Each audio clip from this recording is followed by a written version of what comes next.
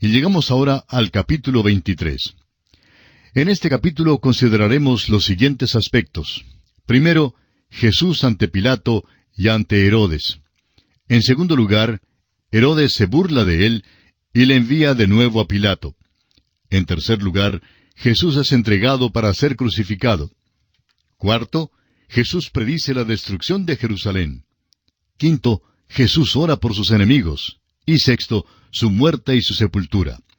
Lucas hace lo mismo que hacen los otros escritores de los evangelios sinópticos al incluir su relato de Jesús ante Pilato, la crucifixión y el sepelio de Jesús.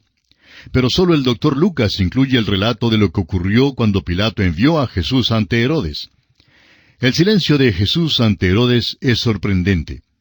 Jesús es la culminación de la línea descendiente de Jacob, y Herodes, por otra parte, es la culminación de la línea descendiente de Esaú. Jesús no tuvo ninguna palabra para Herodes. Antes lo había llamado aquella zorra.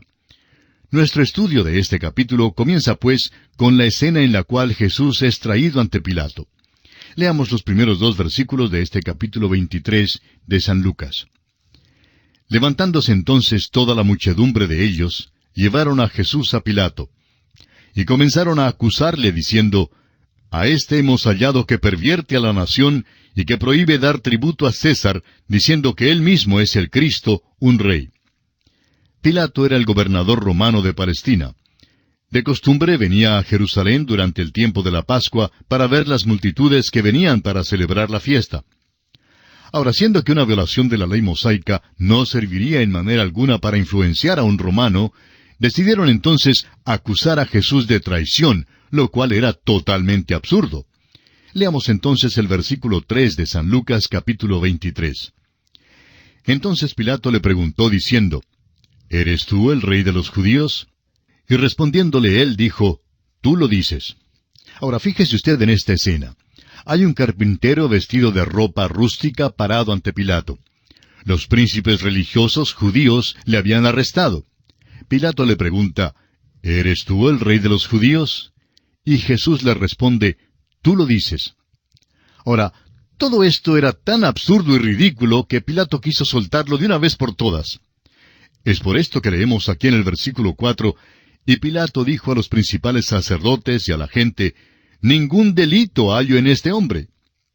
Ahora Pilato no estaba diciendo que Jesús era sin pecado alguno, sino que no había cometido ningún crimen por el cual pudiera ser acusado. Escuchemos en el versículo 5 las falsas acusaciones de estos fanáticos religiosos en contra de Jesús. Pero ellos porfiaban diciendo, «Alborota al pueblo, enseñando por toda Judea, comenzando desde Galilea hasta aquí». Ahora los príncipes religiosos acusaban a Jesús de haber encabezado una revolución.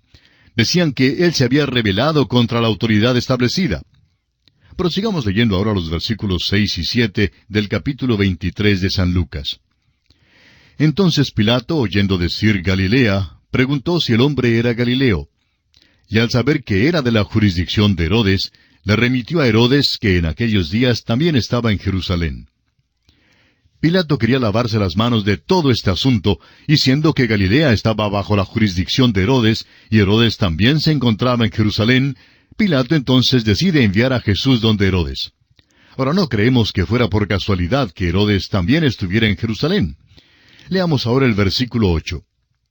Herodes, viendo a Jesús, se alegró mucho, porque hacía tiempo que deseaba verle, porque había oído muchas cosas acerca de él, y esperaba verle hacer alguna señal. Antes de este tiempo, Jesús le había mandado a los fariseos que le entregaran un mensaje a Herodes, y el mensaje era este: «Id y decid a aquella zorra, he aquí echo fuera demonios y hago curaciones hoy y mañana, y al tercer día termino mi obra», según lo vimos en el capítulo 13 de este Evangelio de Lucas, en el versículo 32. Herodes en realidad sentía una viva curiosidad por ver a Jesús. Y note usted en el versículo 9, «Y le hacía muchas preguntas, pero él nada le respondió». Nuestro Señor no tenía ninguna palabra para Herodes. No temía a Herodes y rehusó perder tiempo con este hombre porque conocía lo que había en su corazón. Esta vieja zorra, como él lo llamó, había ido más allá del punto sin regreso y estaba ya en camino hacia una eternidad perdida. Ahora los versículos 10 al 13 de Lucas, capítulo 23, dicen: Y estaban los principales sacerdotes y los escribas acusándole con gran vehemencia. Entonces Herodes, con sus soldados, le menospreció y escarneció, vistiéndole de una ropa espléndida, y volvió a enviarle a Pilato. Y se hicieron amigos Pilato y Herodes aquel día, porque antes estaban enemistados entre sí. Amigo oyente, ¿puede usted ver a los príncipes religiosos haciendo todo lo posible para asegurarse de que Jesús fuera condenado? Herodes podía ver que no iba a lograr que Jesús hablara, y por eso sus hombres de guerra decidieron burlarse de él. Ahora, la ropa espléndida que le pusieron fue sin duda uno de los mantos desechados de Herodes, y lo usaron para burlarse de los argumentos que Jesús había presentado con respecto a su majestad. Ahora, siendo que no había nada más que Herodes pudiera hacer, decidió entonces enviar a Jesús de nuevo a Pilato. Esta frase, se hicieron amigos, aquí en el versículo 12, señala el principio del movimiento ecuménico, ya que antes de que este problema se presentara en cuanto a Jesús, Herodes y Pilato estaban enemistados entre sí. Pero ahora se juntan porque los dos se oponen a Jesús. Sigamos adelante ahora con los versículos 13 al 15 de este capítulo 23 de Lucas. Entonces Pilato, convocando a los principales sacerdotes, a los gobernantes y al pueblo, les dijo: Me habéis presentado a éste como un hombre que perturba al pueblo. Pero habiéndole interrogado yo delante de vosotros, no he hallado en este hombre delito alguno de aquellos de que le acusáis. Y ni aun Herodes, porque os remití a él. Y he aquí, nada digno de muerte ha hecho este hombre. Pero parece que Pilato todavía creía que no había ninguna acusación que pudieran lanzar contra Jesús. Herodes no había hecho nada sino burlarse de él, ponerle una ropa estrafalaria y enviarle de nuevo a Pilato. Estas acusaciones, pues, no merecían consideración alguna. Ahora note usted lo que dice Pilato en el versículo 16 de Lucas 23. Le soltaré, pues, después de castigarle. Esa es la decisión de Pilato, pero es una decisión débil y vacilante. En realidad, es Pilato quien estaba siendo juzgado, no Jesús. Pilato es quien trata de zafarse, no Jesús. Jesús no estaba tratando de evadir a Pilato de ninguna manera. Es Pilato quien está tratando de evadir el hacer una decisión en cuanto a Jesús. Y cuando una corte romana tomó la decisión de crucificar a Jesús, los días de Roma quedaron contados y Roma prácticamente se encaminó hacia su caída. Pilato trató de evitar hacer una decisión en cuanto a Jesús, pero no pudo. Tuvo que por fin hacer una decisión, así como todos los hombres hoy en día tienen que hacer su decisión en cuanto a Jesucristo. O bien le rechazan, o bien le reciben como su Salvador personal. Amigo oyente, ¿cuál es la decisión suya en cuanto a Jesús? Es nuestra ferviente oración que usted en este mismo momento, allí donde se encuentra, abra las puertas de su corazón al Hijo de Dios, el Señor Jesucristo, y le permite entrar y constituirse en el dueño y salvador absoluto de todo su ser, de manera que sea Él quien le controla completamente. Ábrale hoy las puertas de su corazón a Cristo Jesús y reciba así la salvación eterna de su alma. Continuamos hoy, amigo oyente, nuestro estudio del Evangelio según San Lucas. En nuestro estudio del capítulo 23 de este Evangelio, hablábamos en nuestro programa anterior de Poncio Pilato, el gobernador romano, ante quien Jesús fue llevado para ser juzgado. Y decíamos que Pilato estaba tratando de evadir su responsabilidad de tomar una decisión en cuanto a Jesús. Y por eso dijo que le castigaría y luego le soltaría. Pero eso es injusto, eso es equivocado. Si Jesús es culpable, entonces debe ser castigado. Pero si es inocente, debe dejársele en libertad. Pero eso de castigarle y luego dejarle en libertad, eso es totalmente equivocado. Eso es una avenencia, y alguien ha dicho que la avenencia es la palabra más inmoral que existe en cualquier idioma. Y eso era pues lo que estaba tratando de hacer Poncio Pilato. Ahora note usted lo que sucede aquí en los versículos 17 al 19 de este capítulo 23 de San Lucas. Y tenía necesidad de soltarles uno en cada fiesta. Mas toda la multitud dio voces a una, diciendo: «Fuera con éste, y suéltanos a Barrabás». Este había sido echado en la cárcel por sedición en la ciudad y por un homicidio. Amigo oyente, es evidente que este hombre Pilato no quería de ninguna manera hacer una decisión en cuanto a Jesús. Por eso buscaba una manera fácil de escaparse, de zafarse de estos astutos políticos religiosos. Decidió entonces dejar que ellos escogieran entre Barrabás y Jesús. Ahora, para él la decisión era obvia. Pero note usted lo que ocurre aquí en los versículos 20 y 21 de Lucas capítulo 23. Les habló otra vez Pilato, queriendo soltar a Jesús, pero ellos volvieron a dar voces diciendo, «Crucifícale, crucifícale». Y Pilato continuaba empeñado en escaparse, en zafarse de esa responsabilidad, pero no pudo. Descubrió que preferían matar a Jesús por envidia, y creemos que su susto fue aterrador cuando se dio cuenta que la multitud demandaba que Barrabás fuera suelto. Imagínese usted a un juez pidiéndole a la multitud su decisión en cuanto a lo que debe hacer con Jesús. Entonces hace un tercer intento en el versículo 22.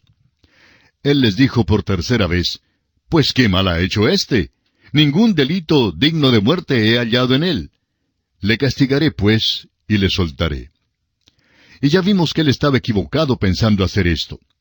Y como usted puede ver, amigo oyente, lo que Pilato estaba procurando hacer era zafarse de esta decisión.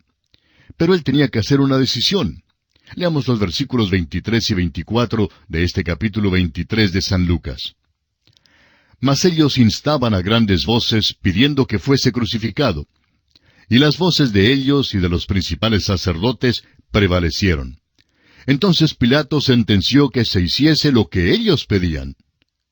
Ahora, ¿por qué este hombre no simplemente hacía una decisión que estuviera de acuerdo con la justicia romana? Leamos entonces los versículos 25 y 26.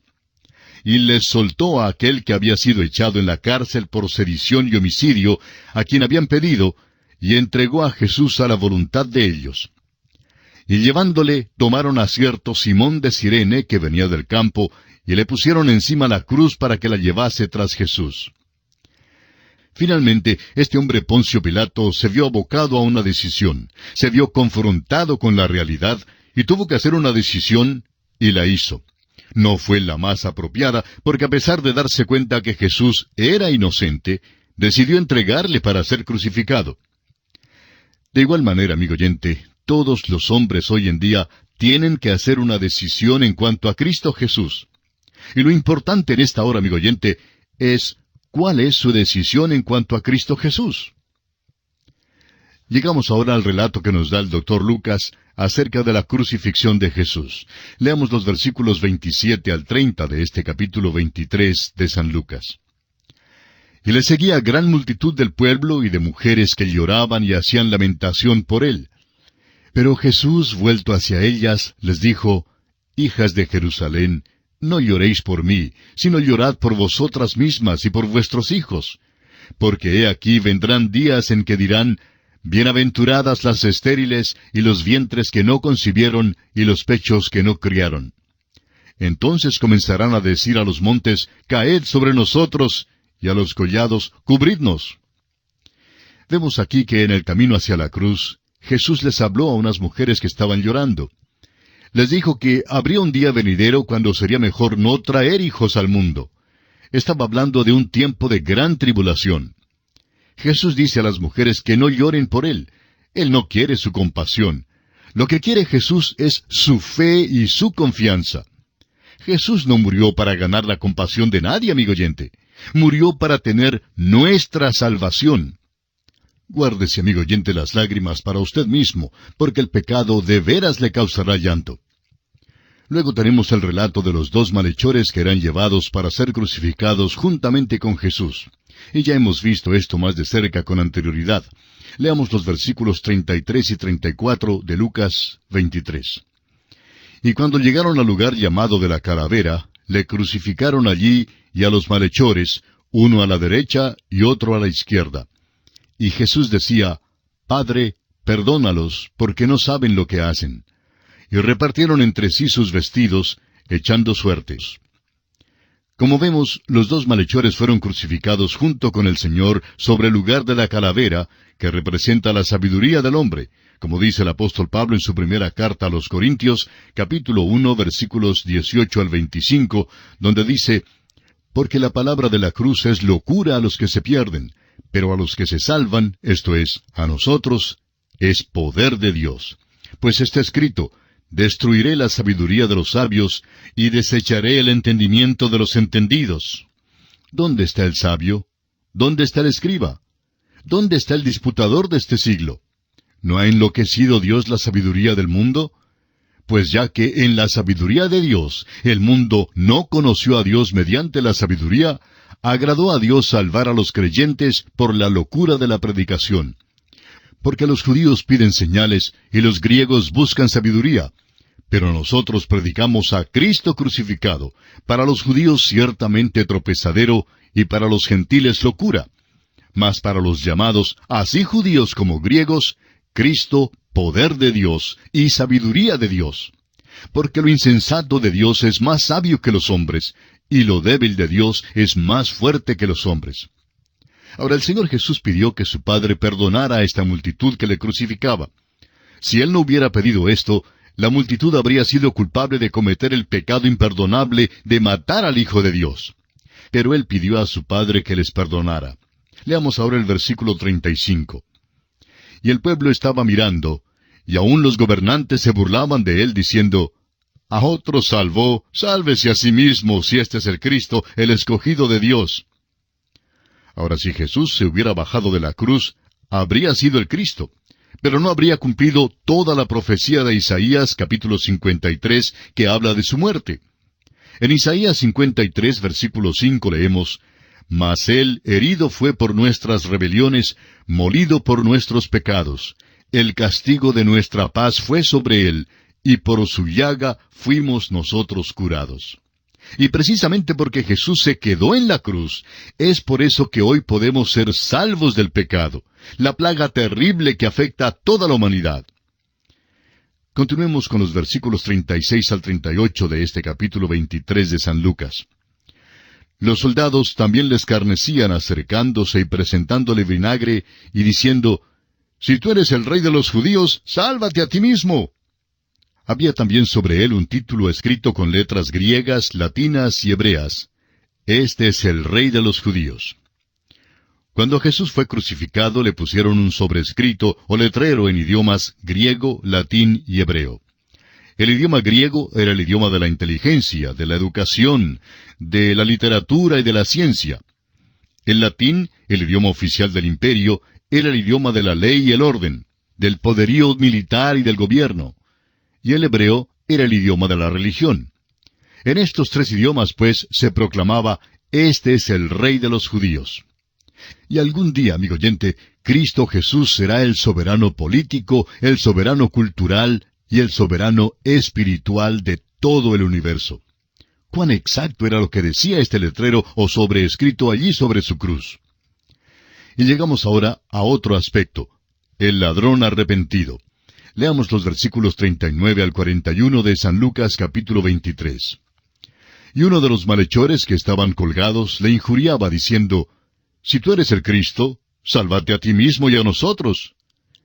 Respondiendo el otro, le reprendió diciendo: «¿Ni aún temes tú a Dios, estando en la misma condenación? Nosotros a la verdad justamente padecemos porque recibimos lo que merecieron nuestros hechos, mas éste ningún mal hizo». En el principio parece que ambos ladrones se burlaban del Señor Jesús. Pero durante las horas que colgaban de la cruz, especialmente las últimas 3 horas, uno de los ladrones vio que algo extraño ocurría. Reconoció que éste que moría en la cruz no estaba muriendo por sí mismo, sino por otros.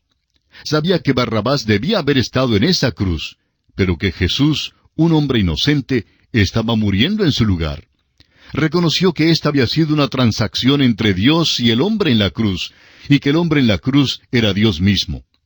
Y así pues, acudió a él en fe.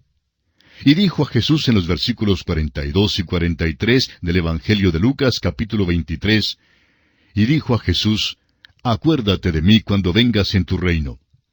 Entonces Jesús le dijo: «De cierto te digo que hoy estarás conmigo en el paraíso».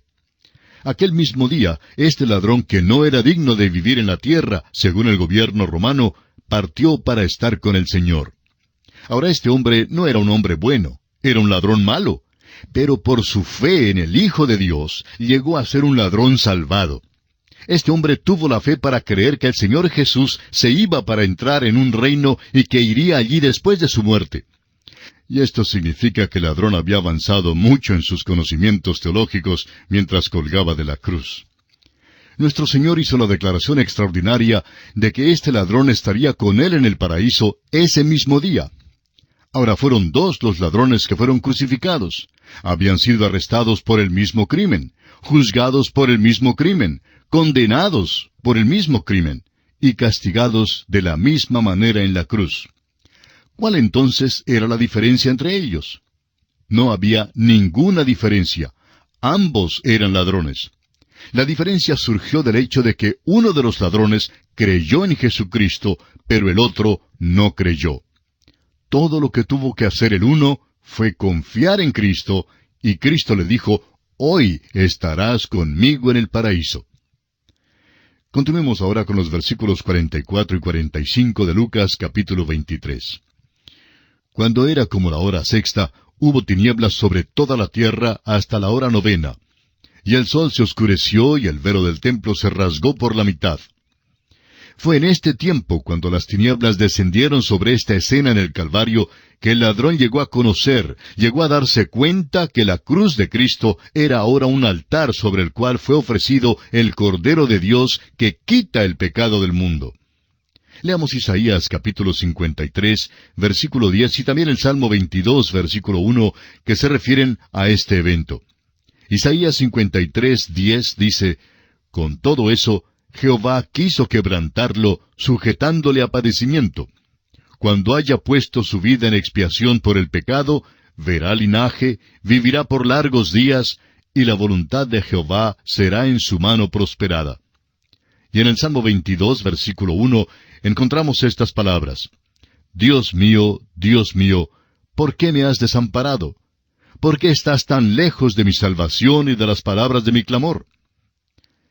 La vida de Cristo fue simbolizada por el velo que en realidad excluía al hombre de todo contacto con Dios según el sistema del Antiguo Testamento. Cuando Cristo murió en la cruz, el velo se rasgó, y entonces el camino al Padre quedó abierto. Volviendo ahora al capítulo 23 de San Lucas, leamos el versículo 46. Entonces Jesús, clamando a gran voz, dijo, «Padre, en tus manos encomiendo mi espíritu». Y habiendo dicho esto, expiró. Ahora recuerde una vez más que el autor de este relato es el Dr. Lucas, quien escribe desde el punto de vista médico. Estamos seguros que él había estado en la presencia de muchas personas que habían muerto antes. Sabía pues cómo morían y sabía también cómo murió nuestro Señor. Reconoció que la muerte de Cristo era diferente. La muerte siempre va acompañada por lo que se conoce comúnmente como el estertor. El estertor es cuando se da el último suspiro que siempre se da con un gran esfuerzo. Los dos ladrones en la cruz sin duda murieron así, pero el Señor Jesús no murió de esa manera. Murió voluntariamente. Entregó su espíritu. ¿Se fija usted lo que dijo Jesús? Padre, en tus manos encomiendo mi espíritu. Y habiendo dicho esto, expiró. Ahora el versículo 47 de este capítulo 23 de San Lucas. Cuando el centurión vio lo que había acontecido, dio gloria a Dios diciendo, verdaderamente este hombre era justo. Creemos que el centurión fue un hombre que depositó su fe en Cristo para recibir su propia salvación. Siendo que él estaba encargado de la crucifixión de Cristo, probablemente llegó a conocerle y a aceptarle como su Salvador durante ese tiempo. Mientras estaba allí al pie de la cruz, miró y vio que algo extraño ocurría, y su reacción fue glorificar a Dios. Vio que Cristo era un hombre justo. Ahora, los otros escritores de los Evangelios fueron aún más específicos en este relato, y dicen que el centurión declaró que Jesús era verdaderamente el Hijo de Dios. Ahora nos damos cuenta que esa confesión de fe del centurión no era suficiente como para hacerle miembro de una iglesia ordinaria. Pero volvamos al tiempo de la crucifixión. En ese entonces, El centurión no sabía nada en cuanto a la muerte y la resurrección de Jesucristo. No había leído ningún libro de teología. Tampoco había hojeado comentario bíblico alguno. Este pobre hombre no sabía mucho, pero sabía lo suficiente como para tomar su lugar al pie de la cruz de Cristo.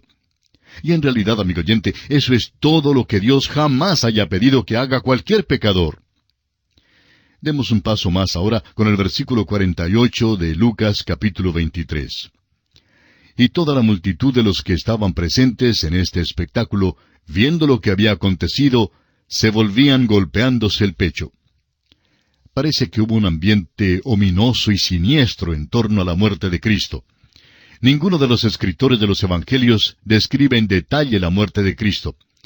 Es como si el Espíritu de Dios bajara el velo y dijera que la crucifixión es algo demasiado horrible para poder contemplarla de cerca, minuciosamente. No hay nada aquí que satisfaga nuestra curiosidad. La humanidad fue excluida de lo que pasó en la cruz. Y así como tuvimos que pararnos al margen del huerto de Getsemaní, ciertamente tenemos que pararnos al margen de lo que pasó en la cruz. Solo podemos entrar en esta experiencia mediante la fe. Solo podemos mirar hacia arriba y confiar en Él, quien murió por nosotros. La muerte del Señor tuvo un gran efecto sobre quienes se juntaron ante la cruz. Y el versículo 49 nos dice, pero todos sus conocidos y las mujeres que le habían seguido desde Galilea estaban lejos mirando estas cosas. Y llegamos ahora a otra sección interesante. Jesús es sepultado en el nuevo sepulcro de José de Arimatea. Continuamos hoy, amigo oyente, nuestro estudio del capítulo 23 del Evangelio según San Lucas. Y llegamos ahora a otra sección interesante. Jesús es sepultado en el nuevo sepulcro de José de Arimatea. La última sección de este capítulo 23 trata del sepelio y la resurrección del Señor Jesucristo, que están íntimamente ligados. El apóstol Pablo declara que el sepelio y la resurrección de Cristo están inseparablemente unidos. Dice en su primera carta a los Corintios, capítulo 15, versículos 3 y 4, «Porque primeramente os he enseñado lo que asimismo recibí, que Cristo murió por nuestros pecados conforme a las Escrituras, y que fue sepultado, y que resucitó al tercer día conforme a las Escrituras». Ahora, estos son los hechos del Evangelio, y tienen un significado especial para usted y para mí. ¿Qué significan para usted? Jesús murió y fue sepultado, pero resucitó de los muertos. ¿Qué significa eso para usted? ¿Le ha aceptado usted personalmente como su propio Salvador? ¿Cree usted que Él murió en su lugar? ¿Que Él murió por usted? ¿Cree que cuando Jesús fue sepultado, los pecados suyos fueron totalmente sepultados también? ¿Cree que sus pecados fueron echados a la profundidad del mar y que se arregló a cabalidad la cuestión del pecado? ¿Cree usted que ha resucitado con Cristo y que ahora está en Cristo? Si es así, amigo oyente, entonces Dios le ve a usted en Cristo y en su justicia. La justicia de Dios ha llegado a ser nuestra justicia, y eso es todo de lo cual podemos gloriarnos hoy en día. Leamos entonces el versículo 50 de este capítulo 23 de San Lucas. Había un varón llamado José de Arimatea, ciudad de Judea, el cual era miembro del concilio, varón bueno y justo. Este hombre José evidentemente era un hombre muy importante, un hombre del Sanedrín, y al parecer ejercía mucha influencia. Sin embargo, era un hombre que se paró solo cuando se declaró a favor de Cristo. Leamos ahora el versículo 51. Este, que también esperaba el reino de Dios, y no había consentido en el acuerdo ni en los hechos de ellos. Ahora, aunque José era miembro del Sanedrín, no estuvo de acuerdo con ellos. El Sanedrín no recibió una mayoría absoluta cuando propusieron el edicto de crucificar al Señor Jesucristo. José no estuvo de acuerdo con ellos en su decisión. Él era lo que llamaríamos un hombre religioso y piadoso.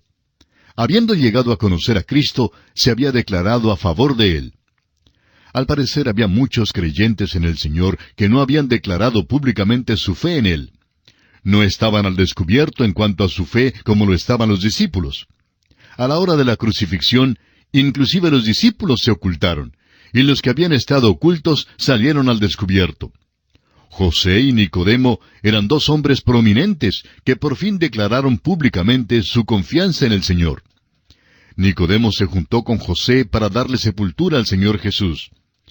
Ellos fueron los que se encargaron del sepelio, según lo que nos dice Juan en su Evangelio, capítulo 19, versículos 38 al 42. Volviendo ahora a este José de Arimatea, vemos en el versículo 52 que fue a Pilato y pidió el cuerpo de Jesús. La fe de José queda así al descubierto. Y no olvidemos que este era un hombre de medios y de influencia quien pedía el cuerpo de Jesús. En el versículo 53 veremos el cuidado que José puso al cuerpo inerte de Jesús. Y quitándolo, lo envolvió en una sábana, y lo puso en un sepulcro abierto en una peña, en el cual aún no se había puesto a nadie. Surge entonces la pregunta, ¿dónde está el sepulcro en el cual pusieron a Jesús? Bueno, hay dos sitios hoy en día que se dicen ser aquel sepulcro. Uno de estos sitios tiene construido sobre él una hermosa iglesia, conocida como la Iglesia del Santo Sepulcro. Y el otro sitio está localizado fuera de la ciudad. Ahora, el Dr. Magee, autor de estos estudios bíblicos, decía que no creía que ninguno de estos dos sitios sea el lugar donde sepultaron a Jesús. ¿Por qué? Pues porque hubo tantas personas que odiaban tanto a Cristo y al cristianismo que de seguro tratarían de quitar todo vestigio y recuerdo de él. Ha habido muchos hombres que han despreciado todo lo que Cristo representaba. Había muchos que odiaban a la nación judía y su amada ciudad de Jerusalén. Tito el Romano realmente arrasó con todo en la ciudad de Jerusalén y también lo hizo más tarde Justín el apóstata. Por siglos, todos los sitios físicos que estaban presentes en los tiempos de Cristo han desaparecido y sus sitios exactos ahora no se conocen. El sepulcro queda en alguna parte de la región del huerto, pero no creemos que sea el sepulcro que está allí. El sepulcro que está allí todavía simplemente fue un sepulcro que no se destruyó, pero sin duda que el sepulcro en el cual fue colocado el cuerpo del Señor Jesucristo fue destruido. Por otra parte, Dios no dejó nada intacto como el sepulcro, porque hay cierto grupo de personas que adorarían el sepulcro y lo harían fetiche, en lugar de adorar solamente al Señor Jesucristo.